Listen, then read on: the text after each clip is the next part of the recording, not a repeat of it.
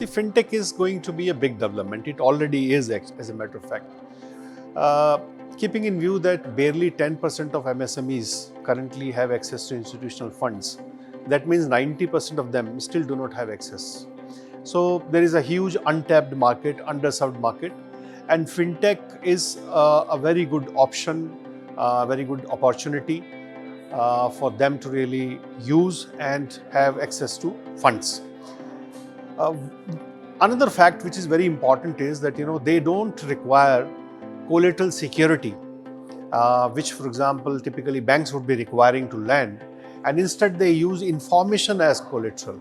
And the information through technology they have been able to access through various data sources. It could be Aadhaar, it could be GST, PAN. So whatever is in the public domain in different platforms, they have been able to access it, base their new models, use algorithms, and create a kind of a ability of the banker to lend can be greatly enhanced if they have access to the right data sources. And through algorithms, they have been able to, or they would be able to successfully do it. That's very, very important.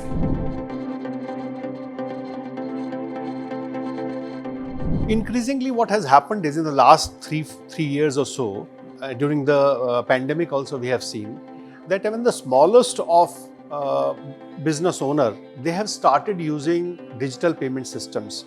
So even the vegetable vendor, you would see that will be using a couple of apps for accepting payments. It could be Paytm and Pay or whatever.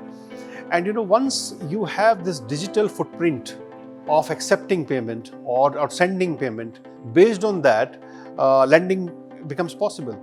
So as I say that 3 years before and 3 years during the last 3 years, there has been a dramatic change.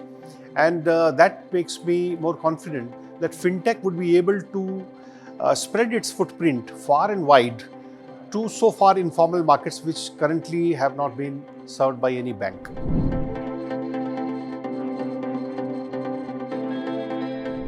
See, if you look at it from the MSME perspective, MSMEs are very unhappy the way they are treated by the banks. The customer service is really poor, and the standards of customer service are also very poor.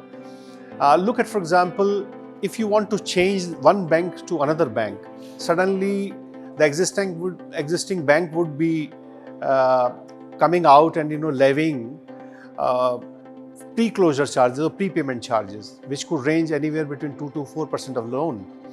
And this is in spite of the fact that if you're a micro and small enterprises, you're not supposed to pay anything because bankers have signed on a code, BCSS SBI code, on which they have themselves stated that no prepayment charges would be levied on micro and small enterprises. Still, they would do it. Similarly, in order to check the movement from one bank to another, they would resort to such practices as imposing non-compliance charges, which is completely arbitrary, and it can range anywhere between 10 lakh rupees to 50 lakh of rupees.